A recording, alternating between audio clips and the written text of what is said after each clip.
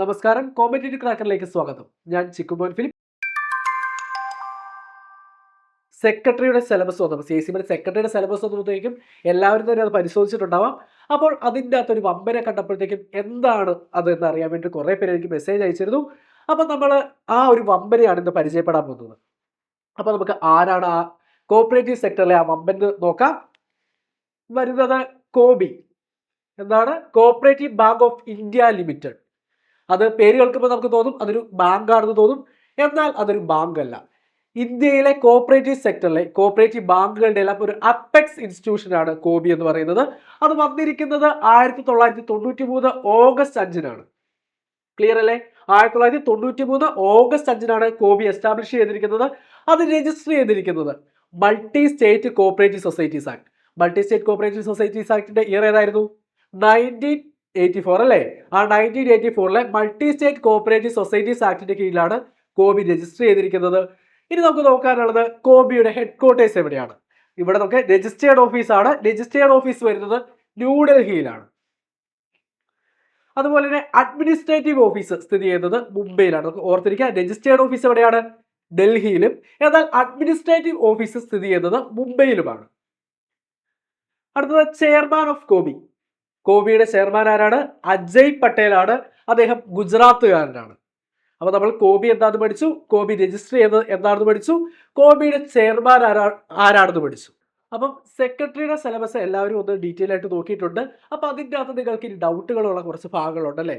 അത് ഏതൊക്കെയാണെന്ന് നിങ്ങൾ എന്ത് ചെയ്യുക, താഴെ കമൻ്റ് ആയിട്ട് ഇട്ടുകൊള്ളുക. അതിൻ്റെ വീഡിയോസുമായിട്ട് നമ്മൾ വീണ്ടും കാണുന്നതാണ്. ഇനി എനിക്ക് നിങ്ങളോട് പറയാനുള്ളത്, ഇനി നമുക്ക് അധികം സമയമില്ല. നമ്മുടെ കയ്യിലുള്ളത് വളരെ ചുരുങ്ങിയ ദിവസങ്ങൾ മാത്രമാണ്. ഭയങ്കര വിലപ്പെട്ട സമയമാണ് നമ്മുടെ കയ്യിലുള്ളത്. ആ സമയം പാഴാക്കാതെ കൃത്യമായിട്ട് നമ്മൾ പഠിക്കണം. നമുക്ക് എല്ലാവർക്കും ഒരു ലക്ഷ്യമുണ്ടല്ലേ? ആ ലക്ഷ്യത്തിലോട്ട് നമ്മൾ എല്ലാവരും ഒരുമിച്ചാണ് പോകുന്നത്. നമ്മൾ ഒരുമിച്ച് പഠിക്കുന്നു, ഒരുമിച്ച് എക്സാം എഴുതി നമ്മളെല്ലാവരും ഒരു കോപ്പറേറ്റീവ് സെക്ടറിലെ സുരക്ഷിതമായ ഒരു ജോലിയിലേക്ക് എത്തിച്ചേരുന്നതാണ്. അപ്പം ഇനിയുള്ള ദിവസങ്ങൾ എങ്ങനെ പഠിക്കണമെന്ന് അറിയില്ലാതെ ടെൻഷൻ അടിച്ച് നിൽക്കുവാണോ നിങ്ങൾ? അങ്ങനെയെങ്കിൽ നിങ്ങൾക്കുള്ള പെർഫെക്റ്റ് സൊല്യൂഷനുമായിട്ടാണ് നമ്മൾ വന്നിരിക്കുന്നത്. നമ്മൾ 60 ഡേയ്സ് ക്രാഷ് ബാച്ച് കോമ്പറ്റേറ്റീവ് ക്രാക്കറിൽ ആരംഭിക്കുകയാണ്. അതായത് ഇപ്പം ബ്രേക്ക് വന്നവർക്ക്, അല്ലെങ്കിൽ ആദ്യമായിട്ട് തുടങ്ങുന്നവർക്ക്, ഇല്ലെങ്കിൽ എവിടെ നിന്ന് തുടങ്ങണമെന്ന് അറിയില്ലാത്തവർക്ക് വരെ കൃത്യമായ ടൈം ടേബിളോടുകൂടി സിസ്റ്റമാറ്റിക് ആയിട്ട് കംപ്ലീറ്റ് ഏരിയ കവർ ചെയ്ത് എക്സാമിനെ ഫേസ് ചെയ്യാനായിട്ടുള്ള ആ ഒരു കോൺഫിഡൻസ് നൽകാനായിട്ടുള്ള ഒരു ബാച്ചാണ് നമ്മുടെ 60 ഡേയ്സ് ക്രാഷ് ബാച്ച് എന്ന് പറയുന്നത്. അപ്പം ജോയിൻ ചെയ്യാനായിട്ട് താല്പര്യമുള്ളവർ സമയം പാഴാക്കാതെ നമ്മുടെ താഴെ നൽകിയിരിക്കുന്ന ഗൂഗിൾ ഫോമിൽ നിങ്ങളുടെ പേര് രജിസ്റ്റർ ചെയ്യുക.